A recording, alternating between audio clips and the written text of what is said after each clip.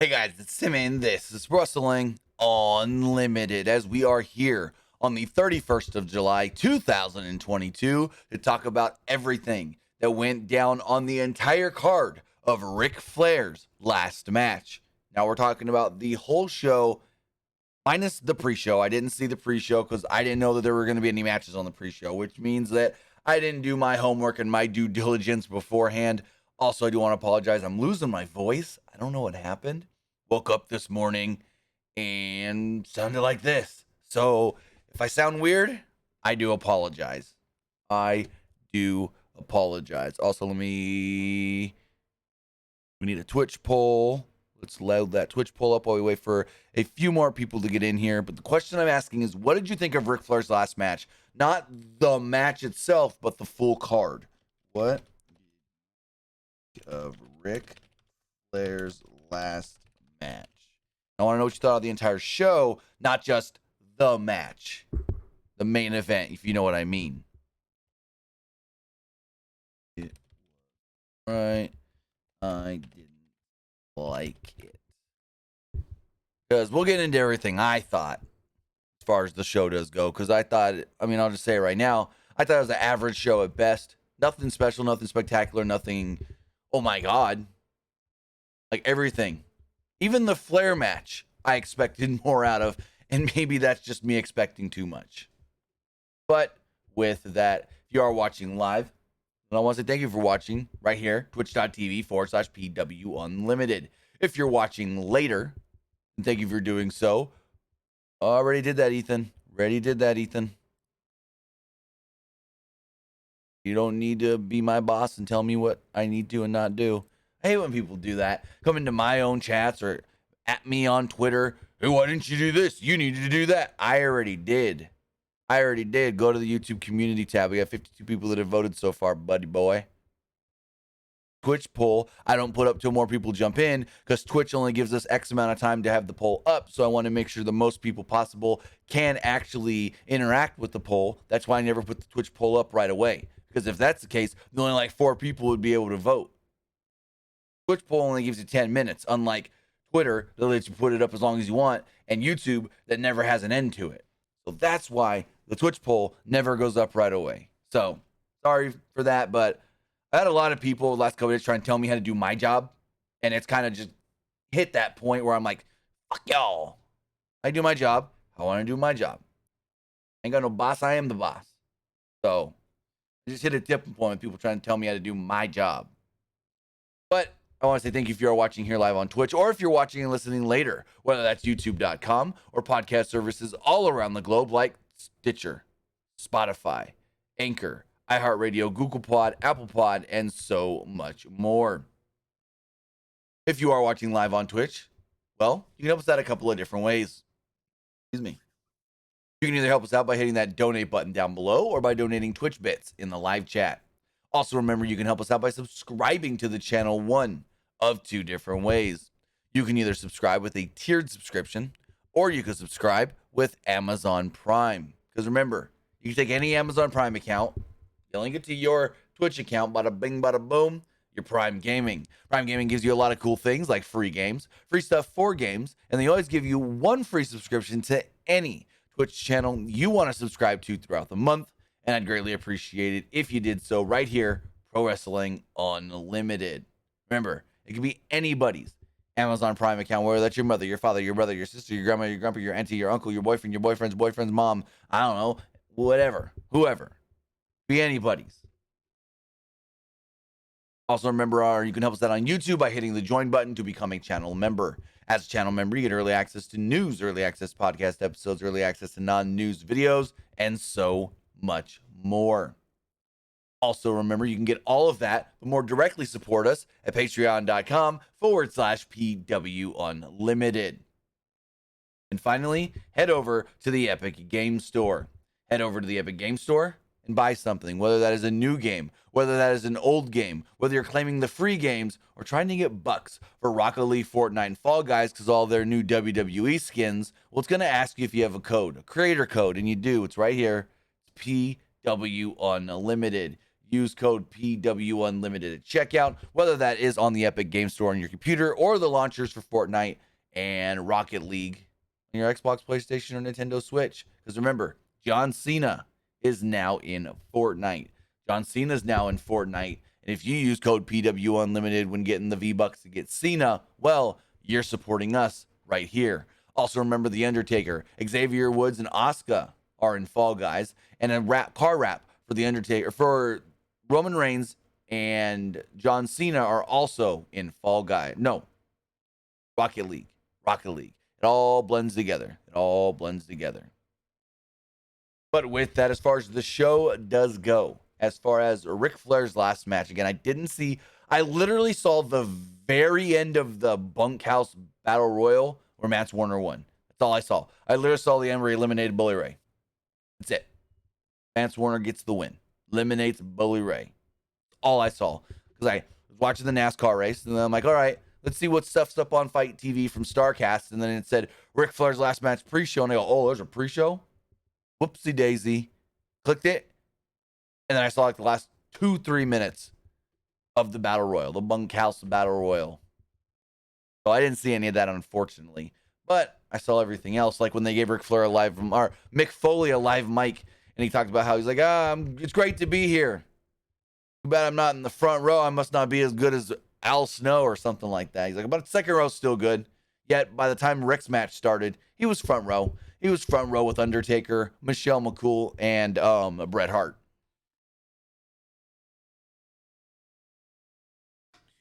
Foley then ended his little speech by saying, quote, I think I put 1 or 2 butts in some seats. He also looked at his son Huey and goes, I might get some heat for this. I shouldn't say it. Should I say what you told me just before they gave me the mic? He was like, say it. He's like, Huey told me this is better than SummerSlam last night. I go, whoa, whoa, whoa, whoa, whoa, whoa. So as far as the show does go, there was a pre-tape from Bob Caudle, who opened up the show and sent it to Tony Schiavone and David Crockett, who were the primary commentators for the show. They also said, we got Spanish commentary tonight, and they introduced Hugo Savinovich and Carlos Cabrera. And my first thought was, did Hugo bring his coke? Did Hugo bring his cocaine from Triple Mania? If you don't remember, every time they would cut the commentary, you would see what looked like cocaine on the desk right in front of Hugo. Anyways, the opening match of the night was an Impact Dream Match, they called it. It was the Motor City Machine Guns, Chris Sabin and Alex Shelley, against the American Wolves, Eddie Edwards and Davey Richards. And the pairing of Eddie Edwards and Davey Richards here tonight made no sense. Last time I saw both of these guys, which was at Slammiversary, these fuckers were on the opposite teams, fighting each other, hating each other, not liking one another. So I go, why would they want a team now all of a sudden? This makes no sense. Got more joint commentary for this is they had somebody representing each like company that sent the match ish, kinda join as the third man on commentary. So it took a bit for the Wolves to get in sync, and Scott D'Amore kept trying to cover for that, going, well, they haven't been an active team in 5 years. They haven't really teamed together much in 5 years. They haven't done much in 5 years. Shelley took a lot of punishment from the Wolves once they established control. They also noted how, out of everybody in this match, Alex Shelley's the only one to not be a former world champion. And I go, whoa, where was Davey Richards a world champion? I never looked it up, but I'm going to look it up right now. Where was Davey Richards a world champion? Let's see. Davey Richards. Oh, I did not know that Davey Richards once won the ROH World Championship. All right. Cool. I did not know that. Learn something new every day, ladies and gentlemen. You'll learn something new every single day. Let's see. Davey Richards beat Eddie Edwards in 2011. Okay. Again, did not know that. Also, for being honest, I didn't know Eddie Edwards was the champion in ROH either. I didn't know Eddie Edwards won the ROH World Championship. I know he won the GHC and the Impact, but I didn't know he won the ROH. So, learn something new every day. As far as the match does go, Sabin ran in to make the save, but Edwards rolled him into a single-legged crab as Richards had Shelley in an ankle lock. They're like, double submissions. Both men are going to get hurt and injured. Sabin got the hot tag eventually and hit both of the Wolves with the crossbody off the top. He then took Edwards down with a spinning DDT. Sabin hit both Wolves with a dive to the floor. The match then broke down from here for a bit. Richards did a backpack stunner on Shelley, and Edwards came off the top with a double foot stomp for a near fall. Sabin caught Shelley with a cutter. The Guns finished off Edwards with the skull and crossbones. It was like the Hangman's neckbreaker crossbody combo. This got them the victory, and I thought it was a solid opening match. Nothing great or special, but I thought all four men worked really well together. There was a little, like I said, off sync by the Wolves early on, but then they were good. They were good. Next up was what they called an MLW showcase match. It was Killer Cross with Scarlett Bordeaux against Davey Boy Smith Jr. Also, the first match went 11 minutes. This next match went 5 minutes. And this match being 5 minutes really showed because I felt like nothing happened in this match. Smith and Cross went back and forth early. And Cross countered a European uppercut attempt with a backslide for a 2 at once. Cross got a choke, but Smith countered with a roll-up attempt for a 2. Cross hit a forearm to the back of the head and they called it the quickening. And he got the pinfall in and out of nowhere. Like, I felt like this match just ended. Like, my notes are even crap because I didn't write much because not much happened. He hit, they called it. I said, I'll read it here verbatim. Cross hit a forearm to the back of the head that they called the quickening. And then just all of a sudden got the pinfall in and out of nowhere. Yeah, this match didn't do it for me. Like, this match was short, quick, and it just felt like all of a sudden they were just like, go to the finish.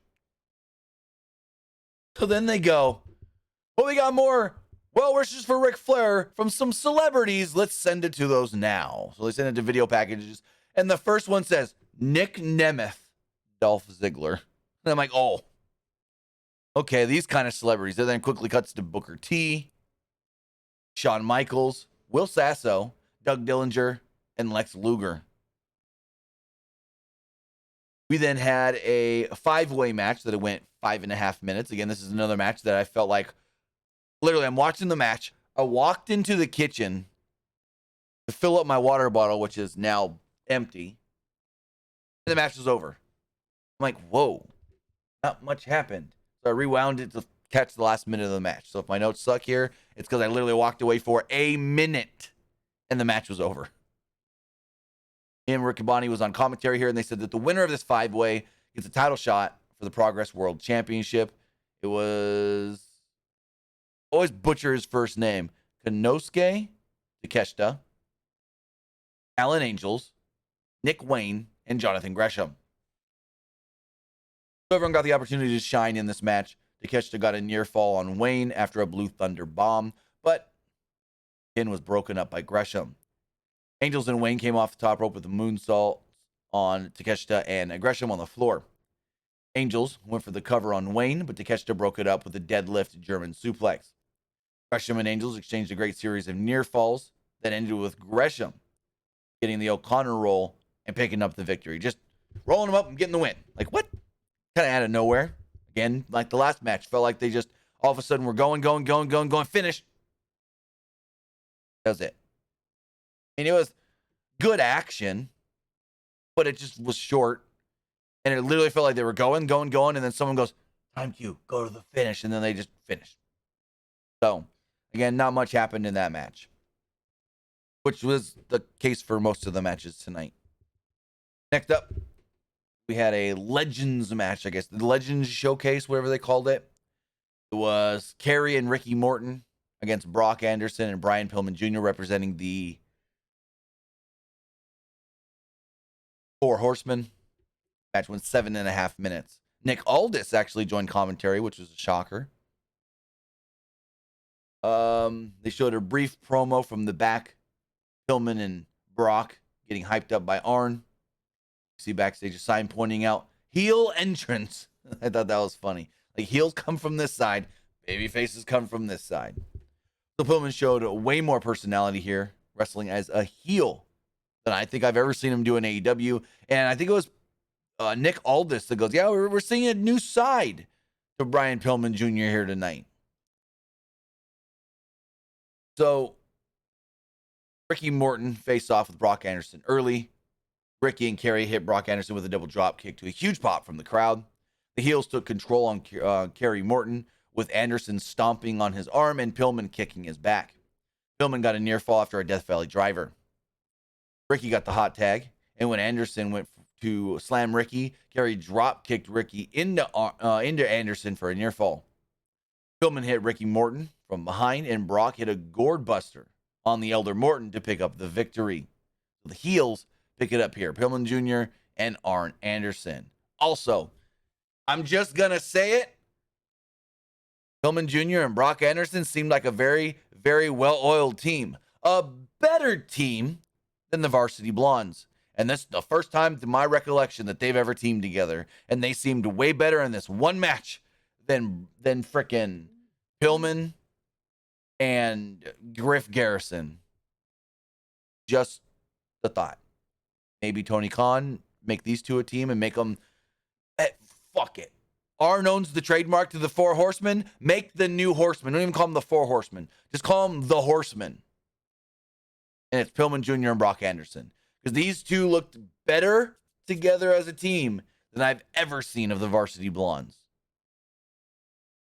Next up, we had Rey Fenix, Bandido, Black Taurus, and Laredo Kid in an 11-minute, 45-second match. This was the same match, basically, that they did at the last Triple Mania. But I always keep forgetting who it was that was in the match with them, because that was a 5-way. Also, Black Taurus, saved Bandido's life tonight. Saved Bandido's life tonight. I'm going to pull up a screenshot right here. Let me pull this up on the screen. Bandido goes for a dive at one point, and Black Taurus, if Black Taurus would have caught Bandido 1 second later, half a second later, Bandido could have been paralyzed. I'm going to pull this up here. Screen. Here's the spot right here. I'm not going to play the video because I'm not allowed to. But here's the thing. He goes for the dive, and he basically dives and goes down. Now, I get why he's diving the way he is, because he dove like this so that he can turn his body into like a Code Red or whatever, or Canadian Destroyer. But if Black Taurus would have caught him half a second, 1 second later, could have been really bad. Oh, that's not what I meant to happen. Could have been really bad for Bandido. Like, really bad, because he does the move, right? He does the dive the way he does, like a cannonball, catches him, so then he can flip him over for Canadian Destroyer, Code Red, whatever you want to call it. As far as the match does go, Fenix hit Bandido with a jumping cutter early on for a near fall. Bandido came back with a tornado for another near fall. Laredo Kid cut off Fenix and squared off with Bandido. Bandido press slammed Laredo Kid. Bandido and Black Taurus squared off, and Bandido sent him out of the ring with the head scissors after 1,000,000 rotations. Like, oh my God. Black Taurus is a great base. Black Taurus just stands there, and Bandido's just spinning all around his head, just spinning around him. Then he goes down a little bit around the body, spins around him, then back up the head, spins around him, around out of the ring. Like, oh, fuck. I was dizzy watching it. Of course, then dominated everyone with his power, and he then hit all the men on the floor with a spinning flip through the ropes. Back in the ring, Fenix caught Taurus with a super kick, but Taurus came back with a clothesline. Taurus got a near fall off of Bandido after a power slam. Laredo Kid and Taurus ended up on the top rope, and Taurus gorilla pressed Laredo Kid off the top rope while standing on the top rope. Like, this looked cool. Bandido and Fenix hit Taurus with a double super kick. Bandido hit Taurus with the Code Red on the floor, as we just talked about, and Fenix came off the top rope with a springboard dive. Laredo Kid then hit a tornado off the top rope onto everyone on the floor. Bandido came off the top rope with Laredo Kid in a blockbuster slam on the floor onto Taurus and Phoenix. Taurus hit a pile driver onto Bandido, but Phoenix came off the top to break the near fall. Phoenix then got Taurus up in a fireman's carry and dropped him in a sit-out Fear Factor to pick up the victory. Super fun match. If you're into these kind of... I could see where people wouldn't like this match. But if you're into these kind of cruiserweight, high-flying, move matches, it was good. Probably one of the better ones we've seen. Because we see a lot of these matches in AEW sometimes, and they don't hit well. But these guys, because they've worked so much together, it hit well. And it was basically the same match they did at Triple Mania. But I'm trying to remember who was in that match with them. Vikingo. Vikingo, who for some reason can't get a visa to work in the United States. So next up, we had the Impact World Championship on the line. It was a 10-minute match. Jacob Fatu and Josh Alexander. I really liked the match until the what the hell finish. Like, the run-ins at the end made no sense for anything. But the match we were getting between Fatu and Alexander was really good. Like, I really, really liked the base of the match. Tom Hannafan, who they called the voice of Impact Wrestling, was on commentary for this match. Fatu hit a standing Rana on Alexander early, then clotheslined him out of the ring from the apron. In the ring from the apron. Fatu went to the top, but Alexander popped up and suplexed Fatu off the top rope. Fatu came off the top with a somersault cannonball at one point. Fatu hit a moonsault out of a handspring for another near fall. Alexander came back with a Northern Lights suplex for a near fall. I don't know why I read that weird. Fatu did a double springboard moonsault for a near fall. Fatu charged the corner. Alexander moved and went for an ankle lock, but Fatu kicked Alexander away. Alexander picked up Fatu for a powerbomb and dropped him on his knees for a backbreaker. Fatu tried to go for a springboard, but Alexander caught him with a right hand and a right, and he went to the floor. The fight went to the floor. Fatu hit a twisting plancha on Alexander. Fatu came off the top rope with a moonsault for another close near fall. Alexander hit a series of rolling German suplexes. But Fatu came back with a pop-up Samoan drop, and both men went down for a 9 count. As Alexander and Fatu made it to their feet, all of a sudden, Brian Myers, Matt Cardona, and Mark Sterling would jump into the ring and attack them, ending the match in a no contest. And they're like, "These are the men from the Major Wrestling Figure Show. They got the podcast, the Major Wrestling Figure Podcast. We heard Mark Sterling earlier today asking why he wasn't booked on the show." And blah, blah, blah. And I'm like, what the fuck is going on here? Also, ain't Cardona supposed to be hurt? I guess Cardona's cleared? Commentary was confused by that as well. Alexander spiked Sterling with a double underhook pile driver before DDT would run in and gave Cardona a diamond cutter. DDP and Alexander celebrated. Fatu just kind of disappeared here. I didn't see anything of him after the run-in. So, okay. Didn't really care for this. I liked the match and where it was going, and then all of a sudden, Myers, Cardona, and Sterling run in to end the match. Screw it. Where the frick was Swoggle? Where was Swoggle?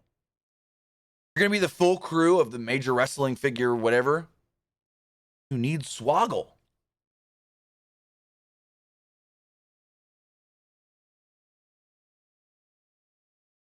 In the back, Jarrett and Jerry the King Lawler were preparing Jeff Jarrett for his match tonight. Lawler was full heel, and Lawler cut an excellent program and said, Flair thinks he's the man and thinks he invented so many things, but who created the strut? Where'd the strut really come from? And Jarrett's like, Jackie Fargo. The Fargo strut. Basically, Jerry Lawler was like, go out there and kill this man. Whip his ass. Next up, we had a 7.5-minute tag team match. It was Mark and Jay Briscoe against Marshall and Ross Von Erich. Ian Riccaboni was on commentary. This is the second match he did. Jay Briscoe hit both Von Erichs with a tope suicida, and Mark followed with a somersault springboard plancha using a chair as the springboard. Von Erichs caught Jay Briscoe in their corner for a little bit, but it didn't last too long as Mark got the tag. Mark hit a shotgun dropkick on Marshall, then caught Ross with an exploder suplex. Marshall cut off an attempt at the redneck boogie, and Marshall nearly got the pin with the claw hold. Jay dropped Ross with the hangman's neck breaker, and Mark came off the top rope for the froggy bow.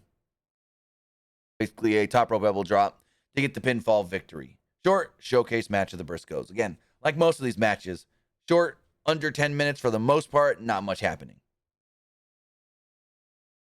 Then we had our co-main event of the night in a 9 minute, 15-second match or so. It was Jordynne Grace defending the Impact Knockouts Championship against Rachel Ellering and Deonna Purrazzo. And unfortunately, Rachel Ellering injured like 30 seconds into this match, but kudos to her. She wrestled the entire match hurt. So they're going. And I didn't write it down per se because I was kind of confused by everything going on. But it was basically Rachel Ellering ran over to try and scoop up Deonna Purrazzo for like a roll-up or whatever.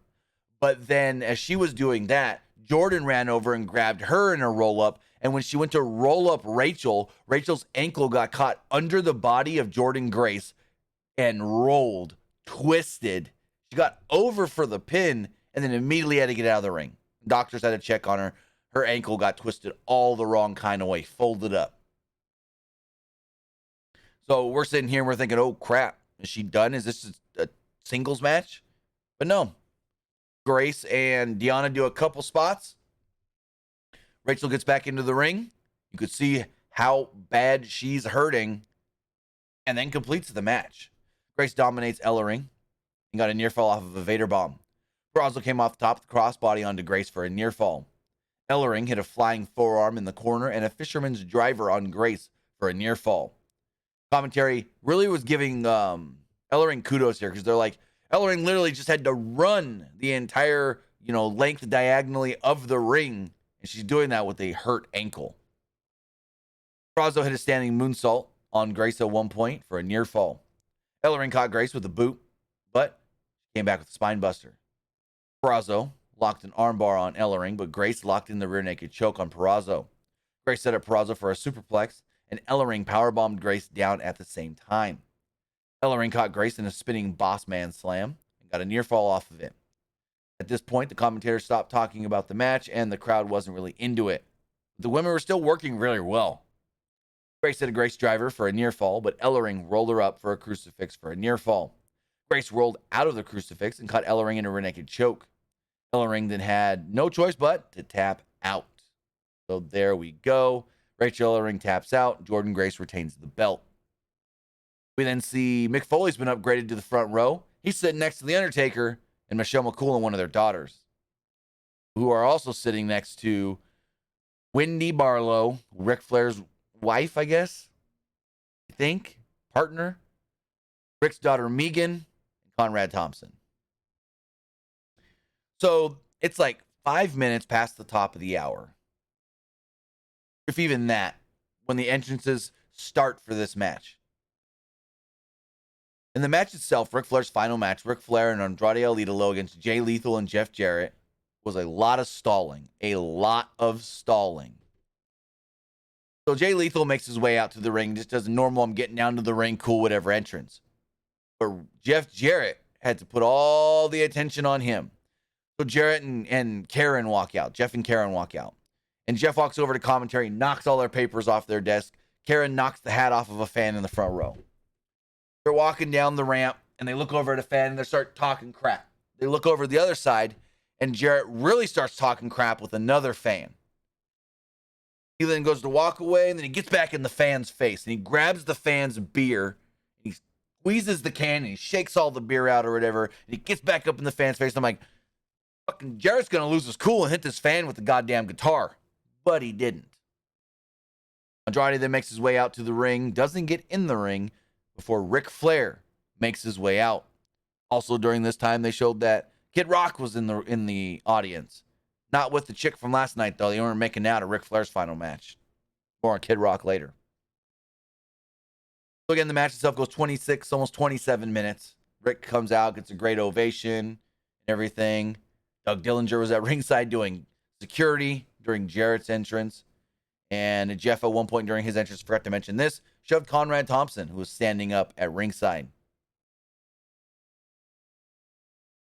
Ric Flair wore a white robe and the big gold belt. The robe was synonymous of his old big white robe, which this one just looked like, you're wearing Dad's two-timed oversized robe. For some reason, it just looked way too big on Rick. And they said that this big gold belt was the first ever big gold belt, and it's actually owned by Conrad Thompson. So Flair also wrestled in a blue cutoff T-shirt that said Nature Boy on the back. WCW announcer David Penzer did the announcing, and Mike Chioda was the initial referee for this match. Flair and Jarrett started out, and for the first 5 to 10 minutes, it felt like they had a directive of don't touch Rick more than like poking him. So Jarrett quickly tags in Lethal. Lethal and Flair exchanged side headlocks and a takedown. Lethal worked Flair into the corner and slapped him. Flair slapped him right back and knocked him down. Lethal then said, tag him in. I want him. And so in comes Andrade. He basically was like, oh, you want me? And he springboarded up, bounces off the top rope, and then lands in the ring. And commentary goes, whoa! Lethal and Andrade go at it, and they go at it very well. Like, these two worked very well together. Lethal and Andrade traded forearms. Jarrett eventually got the hot tag and looked great against Andrade as well. Andrade, the star of the show, as far as making everybody here look good. And I mean, he doesn't have to make Jay Lethal look good, or Jeff Jarrett for that matter, because Jeff Jarrett still got it. Jeff Jarrett still got it, I believe. Anyways, Flair tags back in to work against Jarrett, and Jarrett taunted Flair with the Fargo strut. Flair returned the favor, and the crowd popped huge. Flair worked Jarrett into the corner with a series of chops. Lethal tried to interfere, and Flair caught him with a low blow.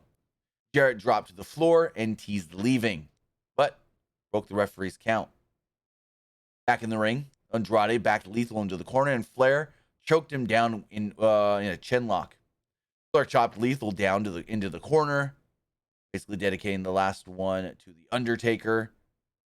More chops from Flair to Lethal. Jarrett caught Andrade with a knee from the outside. Lethal came off the top of the axe handle onto Andrade. Lethal hit his hip toss cartwheel dropkick sequence on Andrade and blew Flair a kiss. Andrade countered a suplex attempt to do a crossbody, and he basically landed on frickin' Jarrett's face with the crossbody. And then, so Jarrett's fighting and fighting and fighting, and finally tags in Jay.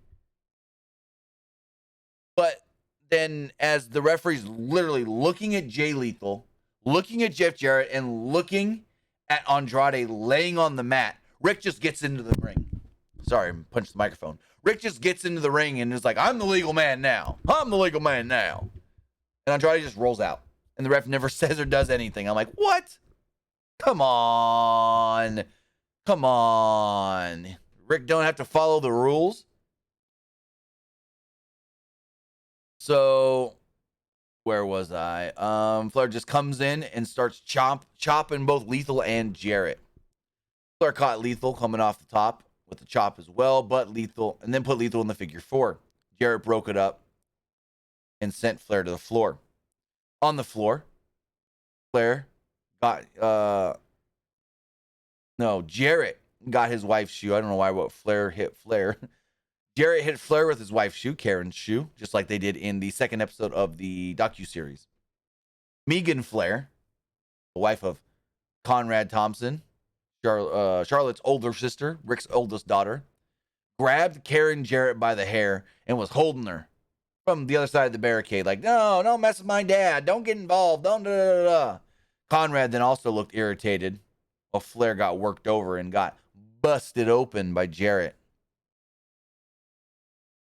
So, I mean, they couldn't get Charlotte, even though Rick said, all my kids are here. Yet, Charlotte couldn't be seen by the cameras, I guess. She wasn't sitting in the ringside. I thought maybe WWE would allow Charlotte to come down and like do a spot to Karen. Nope. Nope. Back in the ring, Jarrett went after Flair, who was bleeding. Jarrett set Flair up for something off the turnbuckles, but Flair thought better of it. Lethal. Because it looked like, I literally thought they were going to superplex Rick off the top, and then they pulled him down, and Lethal just does a regular suplex to Flair. Andrade breaks up the pin. Jarrett then put Flair in the figure four, and Andrade comes flying off the top rope onto Jarrett to break up the figure four. He breaks it up, and then Lethal dumped him to the floor. Andrade, that is.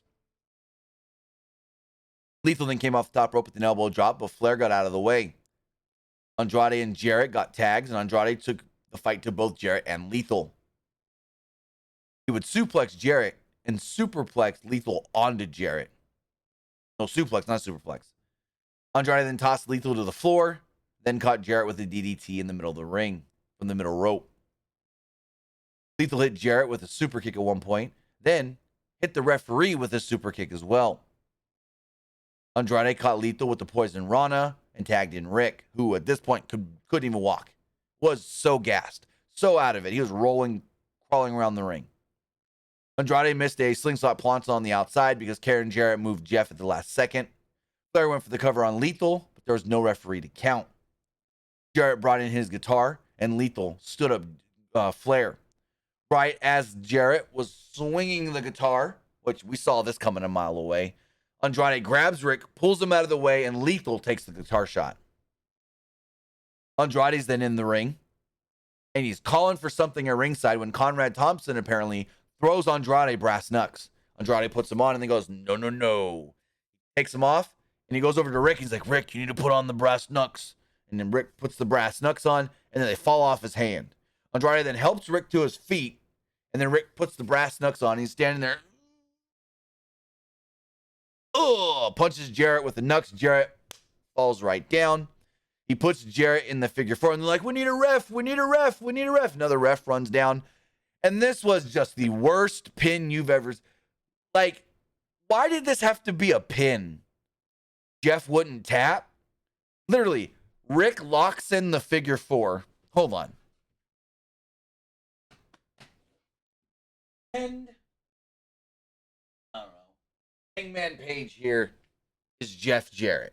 And my hands are the ring. Rick locks in the figure four as Jarrett's like struggling like this, like almost laying down, but not. And as soon as Rick locks in the figure four, Jarrett just goes, whoomp, shoulders down, 1, 2, 3. Didn't try to kick out, didn't nothing. Like the figure four all of a sudden killed him.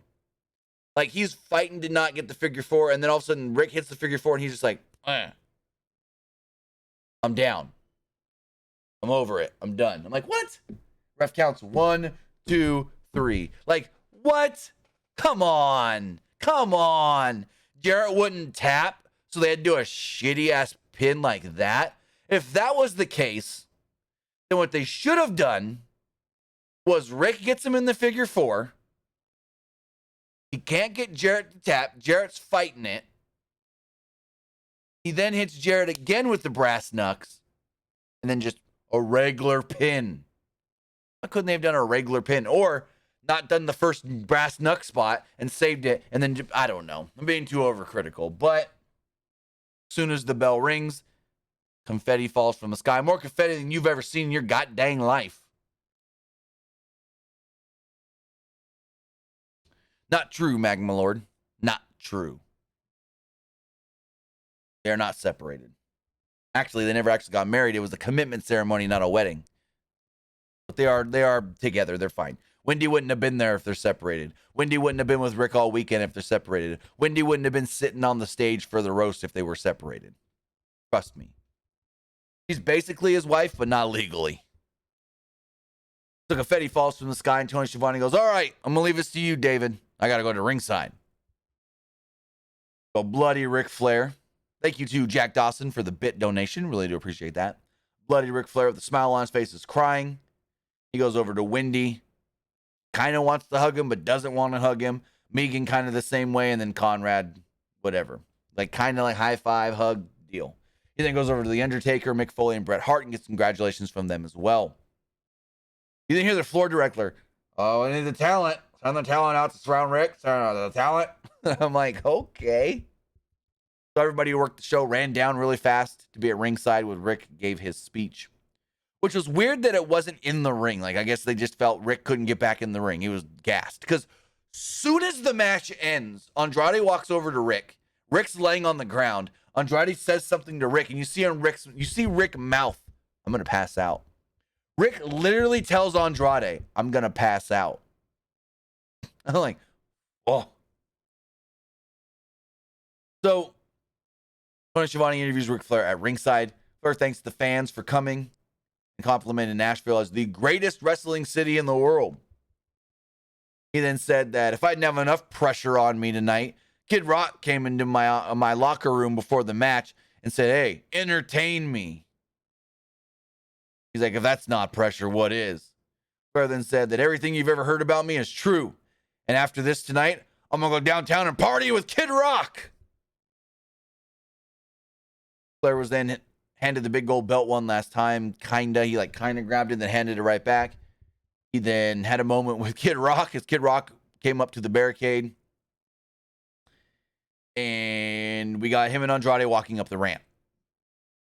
And so I don't know what was going on here, but like him and Andrade walk up the ramp, and Andrade's got this bottle of water in his hand for Rick. I don't know. Like he took a swig of it, whatever. And he's like, they turn around at the middle part of the ramp, and he's like, Rick. And so Rick goes back down the ramp and starts fist bumping all the wrestlers at ringside. And this guy, one of the referees, I guess it was, keeps trying to hand Rick the big gold belt. Rick ain't taking it. Rick then walks back up to Manny, Andrade, and they walk up the ramp, and finally the guy gives the belt to Andrade. And Andrade tries to hand it to Rick, and he's like not listening or whatever. He's kind of just looking around. And then he's like, "Rick, pose with the belt." And Andrade's telling him, like, Andrade is freaking like telling Rick how to walk at this point. He's like, "Rick, you need to do this. Rick, do that. Rick, this. Rick, that. Rick, this. Like, he is kudos, brother. Finally, Rick's got the belt, and he's kind of posing with the belt. And then Jay Lethal appears on the stage. He just drops the belt, hugs Jay, and literally, this is the last thing we see before it quickly cuts to credits. This is the last exact moment of the broadcast before it cuts to the credits. It is literally Ric Flair going for a hug on Jay Lethal. After all of that, he just hugs Lethal on the stage. What? Come on. Kayfabe, brother. You know what I mean? Kayfabe, brother.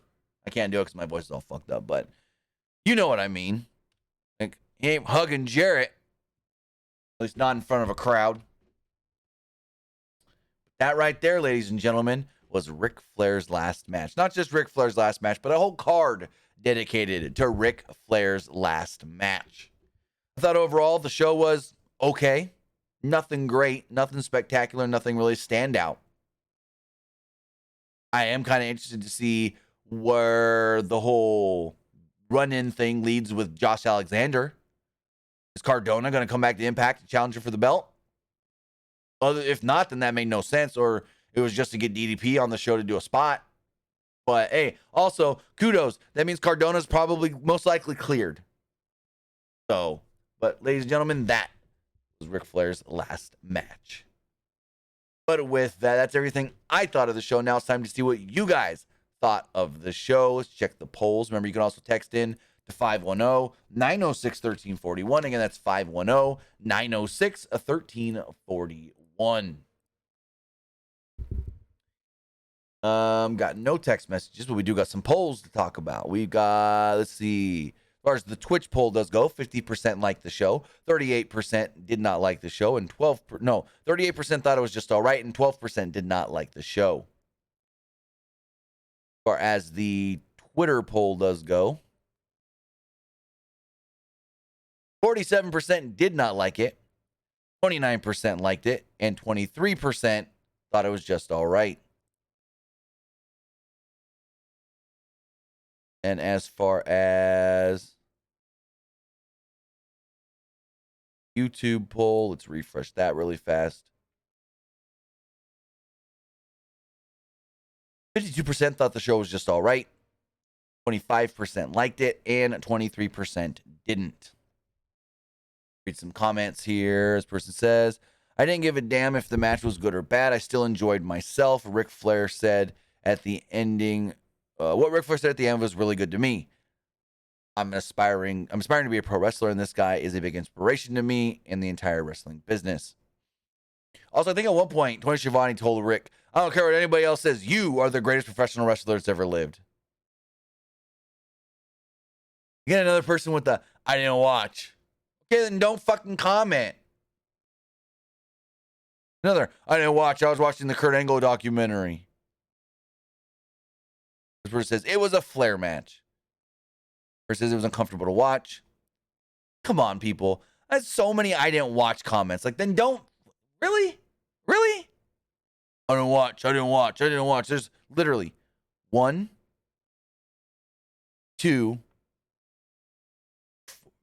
4 I didn't watch comments. Really? Come on, guys. Then just don't comment.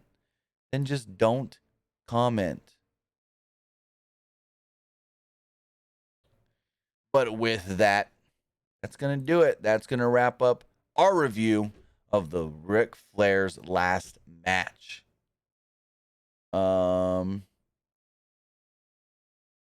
Unowned Ego Panda, thank you for the follow, says, Twitch recommend. No Charlotte. Undertaker was surprising tonight. Yeah, I didn't expect to see Undertaker there.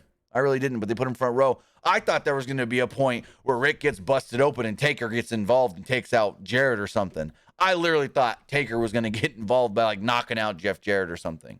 I kind of had a thought, but it didn't happen. But what that guy's want to say, we got one text message. This person says, what do you think of Ric Flair's retirement match overall? Nothing spectacular, nothing to note, really. Other than the way the pin went down was kind of weird. Jarrett just literally went, ugh. Pin me, brother. With that, that's going to wrap everything up. I want to say thank you for joining me here. Twitch.tv/PW Unlimited. Thank you for, if you're watching later, youtube.com/Pro Wrestling Unlimited, or listening on podcast services all around the globe like Stitcher, Spotify, Google Pod, Apple Pod, Anchor, iHeartRadio, and so much more. But we'll be live back right here, twitch.tv/PW Unlimited tomorrow morning for the wrestling wrap-up, talking all the news in professional wrestling. So with that, guys, have a great rest of your Sunday night. I'm going to go watch the Kurt Angle A&E documentary. I'm going to go watch the Rivals episode, Kurt Angle and Ric Flair. And I'm going to go watch some Big Brother. I got a night ahead of me. So with that, guys, have a great night. Have a good one. See you next time.